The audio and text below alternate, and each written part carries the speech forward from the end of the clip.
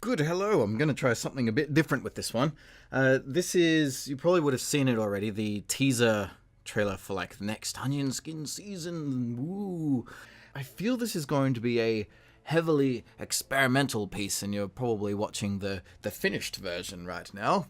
How did I get to that point? I don't know, because I'm from the past. This is what I'm seeing right now. This is an older version. This is from like 3 or 4 years ago, I think, back when the channel first started. I went through a whole bunch of different designs very, very quickly, trying to find the definitive look for what Onion Skin would be before finally stumbling across that character.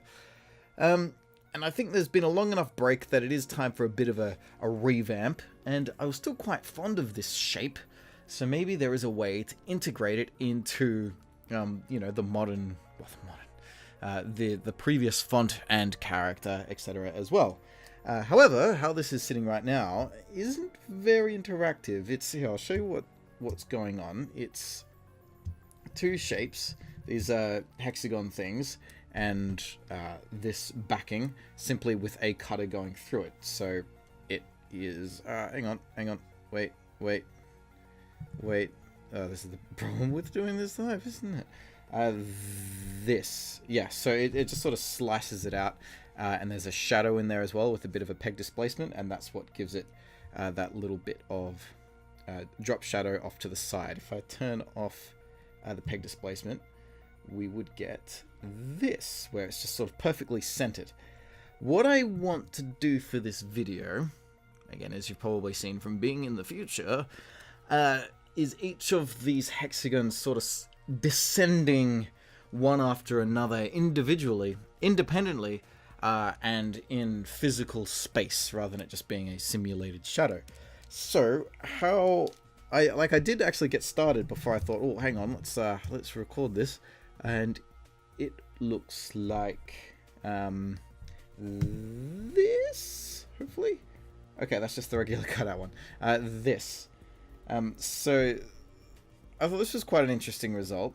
Hang on. Wait. Dang. This, where it's all sort of centered towards one point, and that is because over here in the third dimension, it is physically back there. So what I'd like to do is, I don't think I can rotate this to be sideways, but it'll sort of, be zooming in across here, and all the pieces will be descending, and there'll be bits of orange glows coming through, and it'll all be very, very fun.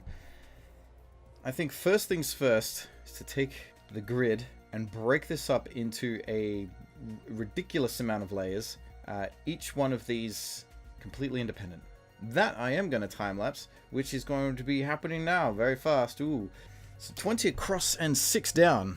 So how many layers is that? It's definitely more than 7?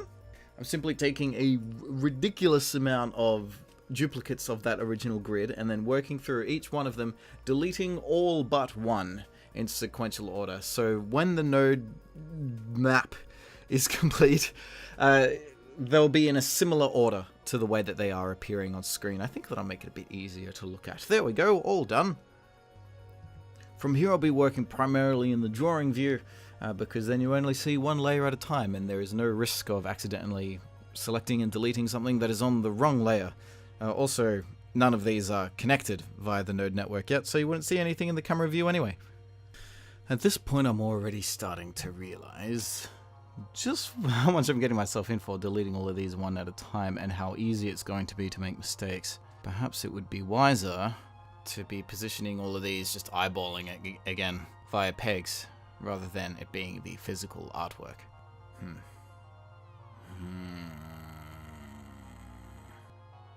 Yeah, I've got the physical artwork ones there. I can use that as a guide, and all of the peg displacement ones. That way I can overlay it exactly. Sort of do it a bit more in bulk. Yeah. And, yep, well, look at that. That's done. Okay, so this time, got this one with a peg in it. I'm just going to overlay it exactly where the top left one is. And then hopefully I can sort of duplicate and shift these in mass, and not have to do it for each and every one individually.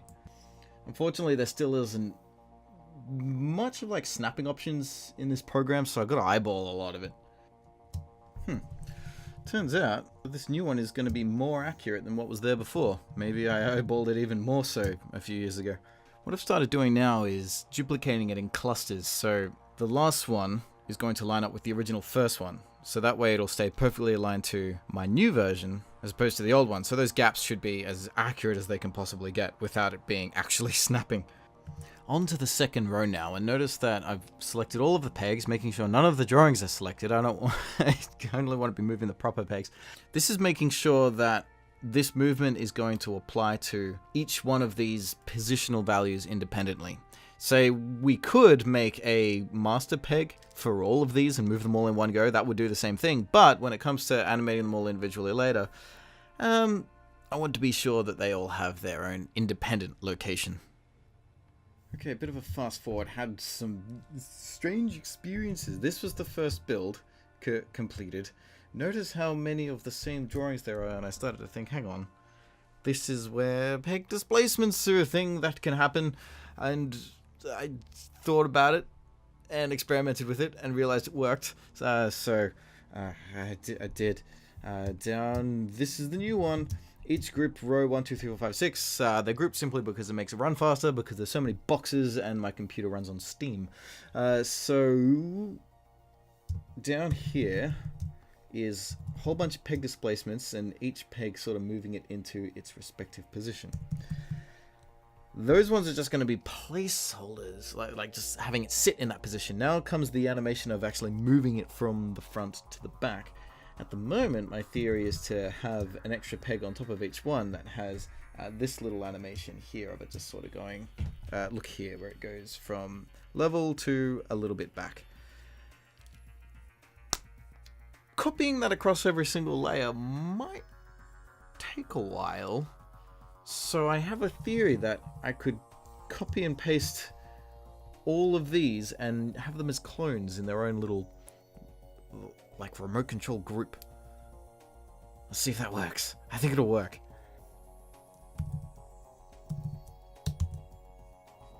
Okay, hang on. I pasted them all together and then realized that copying and pasting this stuff may not work yet, because it needs to have a function activated for it to actually, have a tween to clone. So let's try this instead. Sectioning them all off so I can sort of see them all. Pasting this into each one like that. Now it takes a second, but that means the function definitely exists. So when it becomes cloned, it should work as a remote control, right? Right. Aha! Alright, that works. So I'm inside a new group now that has no inputs or outputs. These pegs just sort of float. But selecting any one of them will move their corresponding thingy. So I should be able to remote control the movement of all of these together, which is going to be awesome.